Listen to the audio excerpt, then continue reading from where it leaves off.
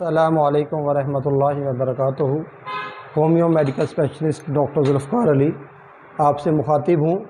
میں نے ایک سلسلہ شروع کیا تھا کہ ہومیوپیتھک طریقہ علاج کے جو راز ہیں ان سے پردہ اٹھایا جائے تاکہ عوام الناس اور ڈاکٹر حضرات جو ہیں وہ اس سے جو ہے وہ کامل جو ہے نا وہ فائدہ اٹھا سکیں۔ اس سے پہلے میں نے کچھ ویڈیوز جو ہیں وہ اپلوڈ کی ہیں، آپ ان کو اگر اچھے طریقے سے سن لیں گے تو آپ کی جو ہے نا وہ اچھے طریقے سے رہنمائی ہو جائے گی۔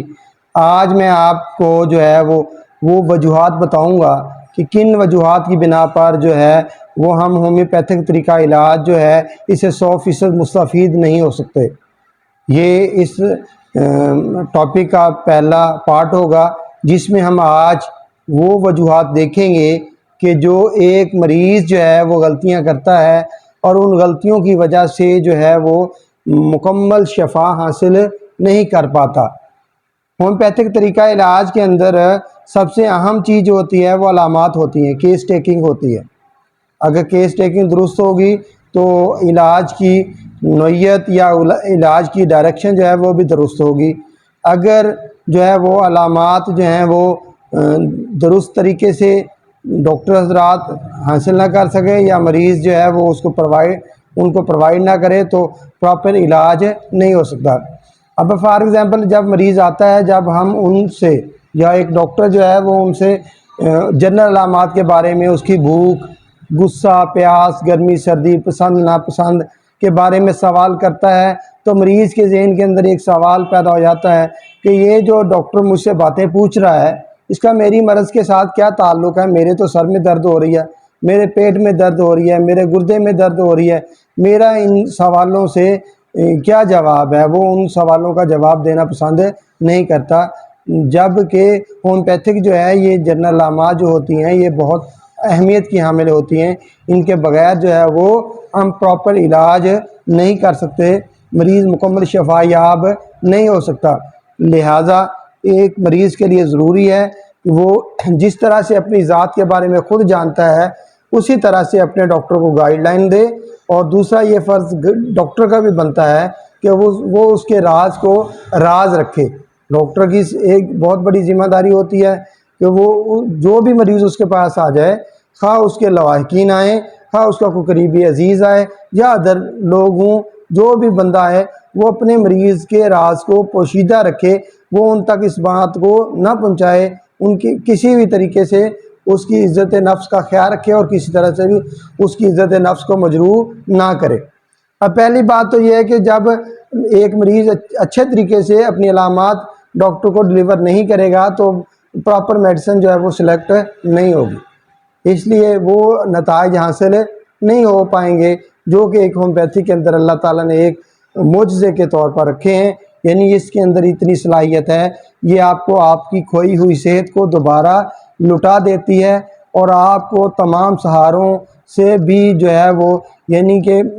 چھٹکارا دلا دیتی ہے۔ آپ کو دوائیوں کا سہارا مستقل لینا نہیں پڑتا۔ یہ نہیں ہوتا کہ جی جب یہ آپ کو بیماری ہو گئی ہے تو آپ نے قبر کی دیواروں تک یہ دوا کھانی ہے، نہیں، بلکہ کچھ پیریڈ کے بعد وہ دوائی آپ کی چھوٹ جاتی ہے، آپ مکمل طور پر صحت یاب ہو جاتے ہیں۔ اب دوسری غلطی مریض یہ کرتا ہے کہ جب اس کی دوائی سلیکٹ ہو جاتی ہے تو جب وہ دوائی کھاتا ہے تو عارضی طور پہ جو ہے وہ وقتی طور پہ اس کی علامات جو ہیں وہ کچھ بڑھ جاتی ہیں، وہ اس سے پریشان ہو جاتا ہے اور اس کے متبادل میں اس کو کچھ ریلیف ہی مل رہا ہوتا ہے۔ فار ایگزامپل ایک بندہ ہے، اس کی ذہنی ٹینشن ہے، ذہنی مریض ہے، ڈپریشن کا شکار ہے، وہ جب ڈاکٹر کے پاس آتا ہے دوائی لیتا ہے، اس کو دوائی دی جاتی ہے تو پھر کیا ہوتا ہے کہ اس کا ڈپریشن تو کچھ لوز ہو جاتا ہے لیکن جسم کے اندر دردیں شروع ہو جاتی ہیں۔ لیکن مریض کیا کرتا ہے کہ وہ اس خوبی کو نہیں دیکھتا کہ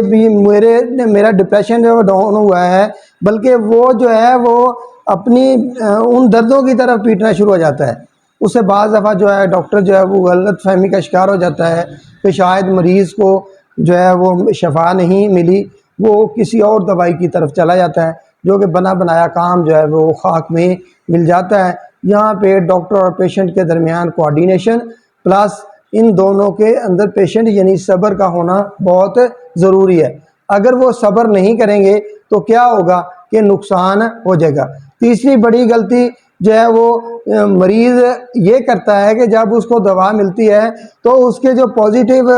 رزلٹس ہوتے ہیں، مریض کو چاہیے کہ بڑی ہوئی مرض کے ساتھ ساتھ اس کو پازیٹیو جو اس کے اندر تبدیلیاں آئی ہیں وہ تبدیلیاں بھی بتائے۔ وہ تبدیلیاں نہیں بتاتا بلکہ بس پیٹتا ہی رہتا ہے، یا بعض دفعہ مریض کے ذہن کے اندر خیال آ جاتا ہے کہ اگر میں زیادہ یعنی کہ شور کروں گا تو شاید ڈاکٹر مجھے اچھی دوا دے گا۔ ایسا نہیں ہوتا، بلکہ ڈاکٹر ہمیشہ جو مخلص پیشے کے ساتھ منسلک ہوتا ہے وہ ہمیشہ اچھی ہی دوا دیتا ہے۔ اس کی سب سے بڑی خوشی اسی بات میں ہوتی ہے کہ وہ اس کا مریض جو ہے وہ صحت مند ہو جائے۔ یعنی اگر ہم ایک ایز اے مریض اگر ہم اپنے ڈاکٹر کے ساتھ مکمل کوآپریٹ کریں گے، اس کو صحیح علامات دیں گے، اس کو اپنی طبیعت کے بارے میں دوا کے بعد جو ہے وہ جو بھی ہمارے اندر تبدیلیاں آئی ہوں گی ان کو وضاحت کے ساتھ پیش کریں گے۔ تیسری بات یہ ہوگی کہ ہم اگر کوئی تھوڑی بہت وقتی طور پہ تکلیف بڑھتی ہے اس کے اوپر صبر کا مظاہرہ کریں گے تو ہم جو ہے وہ کامل شفا 100% اس کا رزلٹ پا سکیں گے اور ہم اپنی مرض سے جان چھڑوا سکیں گے۔ اور اگلے ویلاگ میں انشاءاللہ میں آپ کو یہ بات بتاؤں گا کہ وہ کون کون سی ڈاکٹر حضرات کی غلطیاں ہیں جن کی وجہ سے جو ہے کامل شفا جو ہے وہ نصیب نہیں ہوتا، یا ایک پیشنٹ جو ہے وہ مکمل صحت یاب نہیں ہوتا۔ تو اب اگر آپ لوگ یہ چاہتے ہیں کہ یہ تمام باتیں آپ کے پاس بر وقت پہنچتی رہیں تو آپ فراز ہومیوپیتھک کلینک کے نام سے میرا چینل یوٹیوب چینل جو ہے وہ سبسکرائب کریں، اور میں اسی نام سے یعنی فراز ہومیوپیتھک کے نام سے فیس بک پیج کو جو ہے وہ آپ فالو کریں اور لائک کریں۔ انشاءاللہ آپ جو ہے وہ ہومیوپیتھی کے بنیادی رازوں سے جو ہے وہ بالکل جو ہے وہ یعنی کہ آشنا ہو جائیں گے۔ اور ایک بات یاد رکھیے گا، ہومیوپیتھی ایک فن ہے، یہ بغیر کسی ڈاکٹر کی زیر نگرانی آپ اس کا پراپر علاج نہیں کر سکتے۔ آپ کے علاقے کے اندر آپ جہاں بھی رہتے ہیں، آپ کے قریب دور جہاں پہ بھی آپ کو سنگر ایم ڈی والا ڈاکٹر ملتا ہے جو پراپر طریقے سے ہومیوپیتھی کو جانتا ہے، اس سے کی زیر نگرانی اپنا علاج کروائیں۔ خود سے سیلف میڈیسن یا کہیں سے کسی کتاب سے پڑھ کر دوائی نہ لیں، خدارا یہ بہت نقصان دہ چیز ہے جس کا ہم سوچ بھی نہیں سکتے۔ اپنی صحت اور اپنی جان کا خیال رکھیں۔ انشاءاللہ اگر آپ ہومیوپیتھک طریقہ کار اختیار کریں گے تو آپ کی صحت بھی بچے گی۔ السلام علیکم۔